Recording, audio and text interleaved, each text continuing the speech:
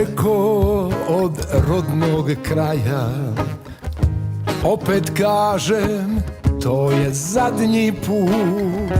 Stisne čežnja uvijek kada Božić je pred vratima. Cesta duga kojoj nema kraja, preda mnom je ko zna koji put. Dok se kišne kapi u pahulje pretvaraju, dok se kišne kapi u pahulje pretvaraju. Sve što mogu odavno sam dao, uvijek iste darove sam slao. Ko da tako umirit ću srce što za domom vene. Ko da tako umirit ću srce što za domom vene.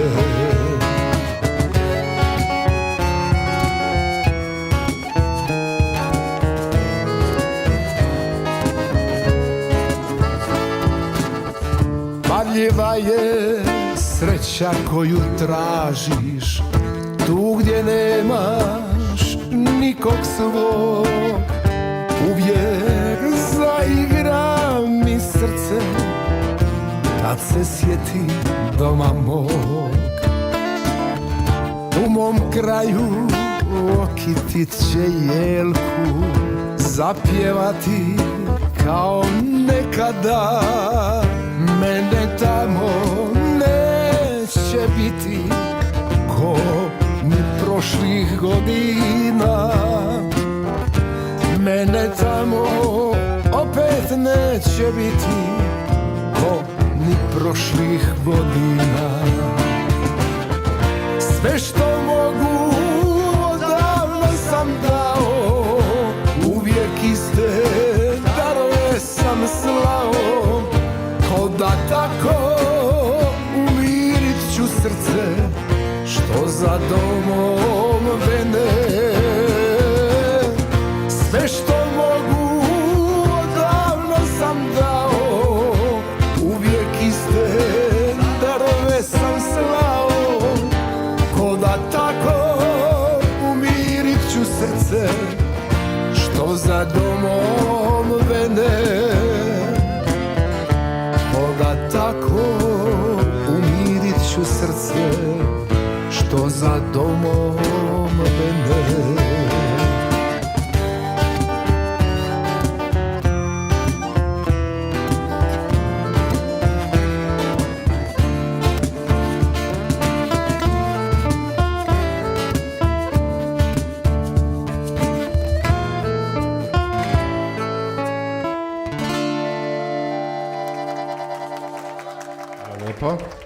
Mate, pa dobar vam dan, dobro mi došli. Dobar dan, lijepi pozdrav svim gledateljima CMC-a i vama naravno.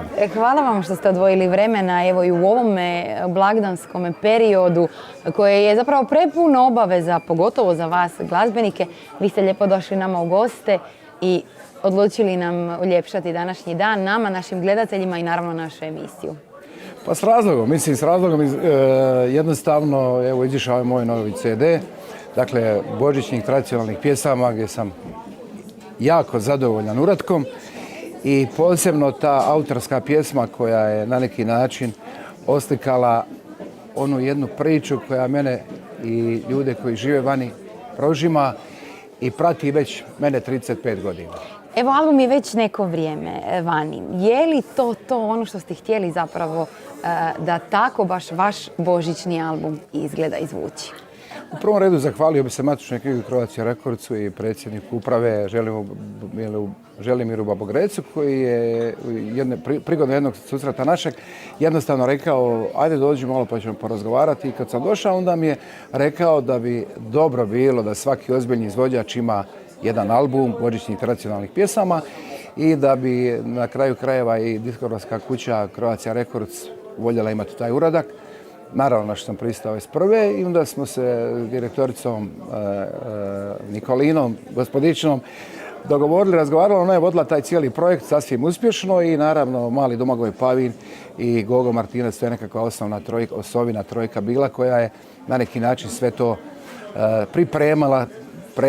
pripremala i realizirala na kraju. Tako da ova pjesma, ova autorska, tako je, mi je nekako posebno legla iz razloga, pod navodnicima, iz razloga toga što sam ja ipak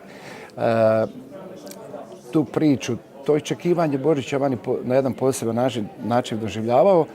U početku puno teže, sad kako je zasnovao obitelj, došli unuci, puno lakše, to je neuporedivo, ali ipak nekako čovjeka vrati tamo 30-ak, 35 godina kad sam bio tamo u svom rodnom kraju, još od tada sam bio kao momčić, ali sjećam se kao dijete koji su to bili, ajmo reći, ceremonije i jednu pjesmu iz tog doba sam se prisjetio i izvukli smo i ugledala je svjetlo dana, na što sam posebno ponosan i zadovoljan. Vjerujem da je. Evo sad ste spomenuli vaše Božiće u djetinjstvu. Vaši Božići danas potpuno drugačije izgledaju sa vašom obitelji. Svoj dom već godinama imate u inozemstvu. Međutim, možete li se prisjetiti kako je to bilo onda, a kako to danas izgleda, kako vi sami kažete, u tuđini? Pa vidite, današnji dan, dakle na Badnjak sami, to je bila jedna obiteljska ceremonija, ne samo mene, nego svih ti ljudi, svih obitelji u tom kraju gdje sam se rodio, u mojoj Blatnici i cijeloj Brčanskoj visoravni, ali na kraju krajeva i jednoj široj regiji, gdje se na neki način posebno dočekivalo, ja se sjećam, i pjesmu smo pjevali Zvone zvonja, Badnjak jutra, srce mi lupa, Božić je sutra. I tada se išlo na vjeronauk, znam da su puno stariji prijatelji da je post, da se ne smije ništa jesti od mesa, da se treba od podne ići brati bršljan, pa taj bršljan treba doći po te male rupice oko tih kuća, oko vrata na kućama, stavljati negdje gdje zato imaju uvjeti. I onda se čekala noć, kad padne noć, onda najstariji, u tom slučaju je bio, sjećam se dobro, pokojni djed, pa moj otac, pa moj stric, koji su nosili badnjake i onda smo mi djeca ih posipali ječmom ili već neke žitarce koje smo imali pri ruci i onda su oni naravno proveli, kad bi se badnjaci naložili, onda smo sjeli svi za večeru kao obitelj i jelo se ono što je na repertuaru, dakle u cijeloj regiji, dakle to gešlo sa kuhanim nožicama, ne znam, od suhim i tako dalje. Tako da je to praktički bila jedna ceremonija koja je godinama i onda pošto mi nismo imali monopol ići na Božićnu, na ponoćku, onda smo čekali Božićnje jutro gdje smo se rano budili, svi ushićeni, uzimali smo malo čeres, to su grožđica, suhe smokve, neku naranču, jabuku i to smo stavili u jednu korpu. Stariji su išli za nas, nosili su neku rakiju, neki liker i onda se išlo od kuće do kuće sa najavom no dobro vam došlo Božić, sveto porođenje i onda kad se sve to obredi, dakle ta posjeta, onda se vrati doma, doručkuje se, ide se na svetu misu. Poslije toga smo imali mi, djeca, taj jedan naš slobodni termin, dakle vrijeme, kad smo čekali ručak, tada je bio obiteljski ručak, a onda iza toga opet bio jedan frajcajt, kako kažu, jedno slobodno vrijeme, gdje smo čekali, obično se skupljalo u našoj kući, svi ti iz tokom Šiloka, kako se zvao, iz susjedstva, i onda bi tu na neki način bila ta glavna centralna fešta, gdje se pjevalo i plesalo i bilo je zaista onako, Božić se proslao u tom duhu i evo i sad se naježim kad se sjetim toga, ali Bože moj, život ide dalje, nosi svoje breme, tako da sam ja nakon toga završio tamo gdje sam danas, sa svojom obitelji, sa svojim unucima, tako da je to jedna posebna priča, ali isto ugođaj i atmosfere ne manjka. Sigurna sam da ne manjke, da također komadić tradicije sigurno se i dan danas poštuje, iako ste u tuđini. Sve manje više samo bez hodanja, sve druge ceremonije što se tiče onog što se treba provesti za Božić i Badnjak, sve ostalo isto. Međutim, mi ne možemo bez vaše rodne Grude i bez Hercegovine.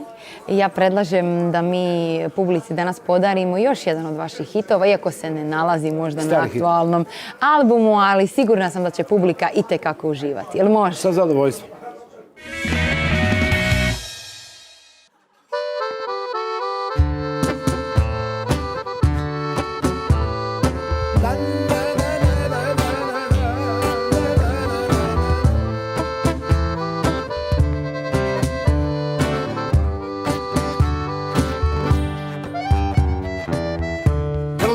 noću hladne jastuke.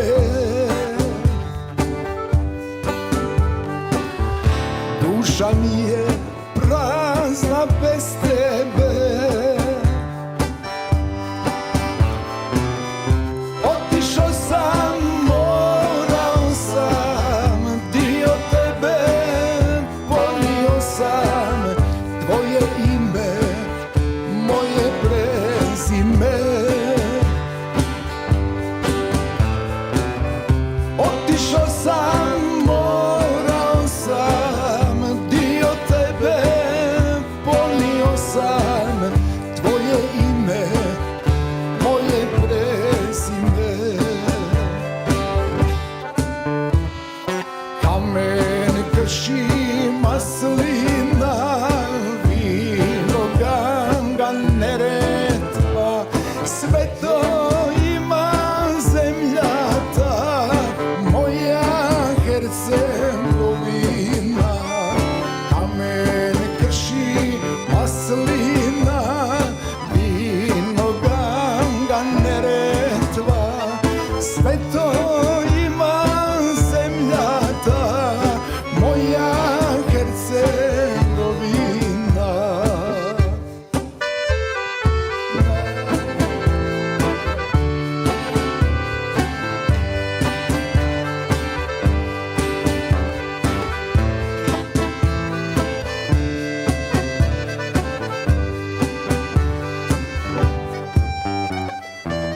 Svake noći tebe sanjam ja,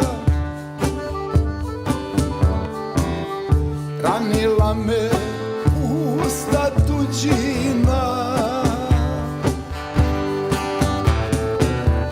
Vraćam ti se, zemljo sveta, izdaleka tuđeg svijeta, ne odlazim više nikada.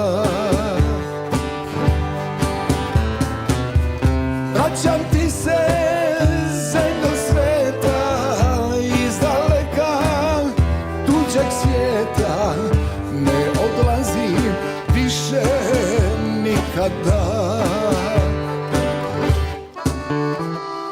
Kamen krši, maslina, vino, Ganga, Neretva, sve to ima zemlja ta, moja Hercegovina. Kamen krši, maslina, vino, Ganga, Neretva, sve to ima zemlja ta, moja Hercegovina. Sve to ima zemlja ta, moja Hercegovina.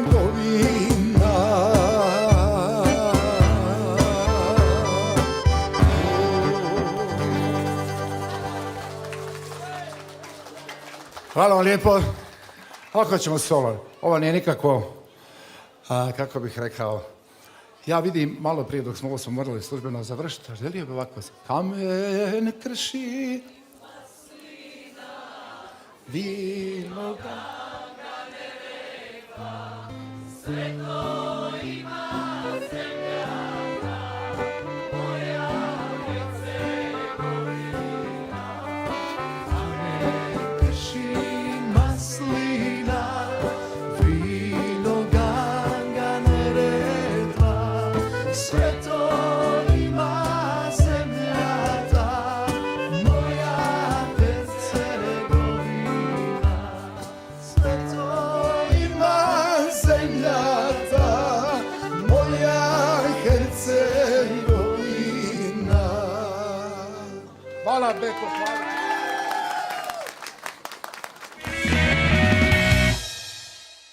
Nismo mogli bez pjesme koja je, ja bih rekla, himna vaše Hercegovine. Dobro, ima još dobrih pjesama o Hercegovini, ne bi tako rekao, ali je meni drago da je ona ušla i zaživjela u svim sferama Lijepe naše i tamo gdje ljudi dobre volje slušaju dobro glazbu. Dakle, ona je isključivo dobra pjesma, a to što je pripala čast što sam ja tu pjesmu dobio naravno s ponosom, unio sam i emociju i pronio onako kako smatram da bi dobro bilo dostupno onim koji je slušaju da je prihvate i to su oni i uradili. Prema tome, naravno da sam sretan zbog toga. Ja bih se svakako vratila i naravno na vaš album koji, kao što sam rekla, evo već kroz cijeli 12. mjesec imamo priliku slušati ga i uživati u njemu, a i sjajan je poklon ispod bora. Ja sam sigurna večeras mnogima. Vi ste tu suradnju ostvarili sa brojnim mladim izvođačima. Spomenula sam Emanuel na samom početku naše emisije. Njih ćemo i još malo kasnije slušati. Tu su sestre Palić, tu je mlada Ivana Marić. Kako vam je bilo surađivati sa svima njima? Da. Jako dobro, to su već moji, moram ovako reći. Grupa Emanuel i obitelj Pavin, koji su na neki način dio te priče o producentskom i autorskom dijelu. Ja moram reći ovako starog Pažina, dakle Dražena znam dugo godina kao jednog klasnog skladatelja i kad je došlo, kad je se poklopilo to da je Domagoj njegov sin i da ja njega puno znam, onda sam osjećao i bio uvjeren da on neće promašiti temu i da će napraviti dobru pjesmu jer sam njemu vjerovao davno kao autor jer mi je čak jednu pjesmu nudio prije 20 godina za koju u to vrijeme nismo imali sluha mi, oni koji smo na kraju krajeva odlučivali. Je li ostala žal, naravno da jeste, radi se o jednoj jako dobroj pjesmi. Međutim, ovo se sad sve iskompenziralo na ovaj način što nam zaista napravio odličnu pjesmu. Dakle, taj aranžmanski dio radili su ti momci koji okružuju Domagoja, to su mladi dečki koji na neki način, bio sam uvjeren da će oni kao aranžeri, producenti, napraviti to dobro jer isključivo se bave tom vrstom glazbe, a ta vrsta glazbe, ona zaista inzistira jednu veliku pozornost svih onih koji su u i oko toga. Prema tome nisam nijednog trenutka sumnjao. Uživali su raditi sa vama svi, evo koje smo ispomenuli i vi također. Međutim, mi smo uzeli izjavu i od sestara Palić, pa idemo vidjeti što kažu. Pjesma Pastorela koju izvodimo sa gospodinom Matom Bulićem zapravo je pjesma koju mi često pjevamo za Božić. I onda je nazvao Domagoj Pavin koji je producent albuma i pitao je da li želimo surađivati i nam je bilo stvarno drago i veliko zadovoljstvo surađivati sa tako velikim glazbenikom. Uvijek je lijepo kada se božićne pjesme pojavljuju u nekakvim novim aranžmanima jer su to pjesme koje stvarno narod voli, a mislim da je gospodin Mate Bulić itekako dao svoj završni tač i lijepo je to zaokružio, tako da ne sumnjam da će album lijepo proći kod ljudi. I veselimo se Domagojevim aranžmanima. Apsolutno. Znamo da je vrlo talentiran i hvala ti Domagoj što si zapravo nas zvao da budemo gošće na lijepom božićnom CD-u Mate Bulića. Evo i sestre Palić također su itekako uživale u radu sa vama. Recite mi ovo još jedno pitanje. Vaši Božići moraju biti neradni, je li tako? Apsolutno. Otkad znam za sebe i otkad sam dakle išao u školu, poslije na fakultet i iza toga otišao u Njemačku, naravno kao radio, da ih se čitav život pjevao, to je bilo neradno. To je jednostavno u meni ostalo do dana današnjeg i nikad se promijeniti neće. Dakle, Badnjak i Božić nikad, Novu godinu svakako, naravno ako postoje uvjeti za to. A ovo drugo je sve standardno. Dakle, blagdani koji dolaze iza 25. dakle Stjepan i Ivan, to se podijeli s prijateljima, tako da je to sve na neki način posloženo. Tako da tu nemam nikakvih problema. Kakvi ste s poklonima, jer kupujete sve u zadnji čas ili prepuštate to supruzi? Pa vidite jednu stvar, što se tiče darova, ja to, moja obitelj na neki način, dobro ste rekli, moja supruga najviše o tom vodi računa, tesnice, a vjerujte mi, najiskrenije, da se ja na neki način u tome cijelom dijelu pitam i da ja na neki način odlučujem, ja bi najskromnije nešto što smo mi dobijali kao djeca, možda je to malo sad o tom bezvezno razgovarati jer nije to isto vrijeme, ali nekako je meni ostao jedan taj jedan tihi osjećaj nekakve čežnje za tim danom, tako da mi je dar bio sam dolazak tog blagdana. A to što smo mi nešto dobijali, više sam dobio na Stjepana kad je pokojni djed Stjepan i nas dario. Međutim, svako vrijeme nosi svoje brojne, pa tako i to. Ja se puno oko toga ne petljam, ali na kraju krajeva uvijek sam za to da se ide u trendu sa vremenom. Tako da sam uvijek za podržati dobru stvar. Hvala vam, Mate, što ste nam došli. Hvala vam na gostovanju, što ste nam, evo, kao što sam rekla, uljepšali i današnji svakako dan i blagdan. Sretan vam Božić, sve najljepše vam želim od srca u ime cijele ekipe CMC televizije, a ja pretpostavljam da i vi želite zaželiti sretan Božić našim gledateljima, pa slobodno u kameru. Dragi gledatelji, ja sam Mate Bulić. Od srca vam želim sretan i blagoslovljen Božić i obilje zdravlja i svega ono što čini dostojanstvenog čovjeka novu godinu 2018. Volim vas, vaš Mate Bulić. Hvala vam puno, a mi, dragi naši, idemo još malo uživati u sjajnoj glazbi. Idemo slušati Emanuel.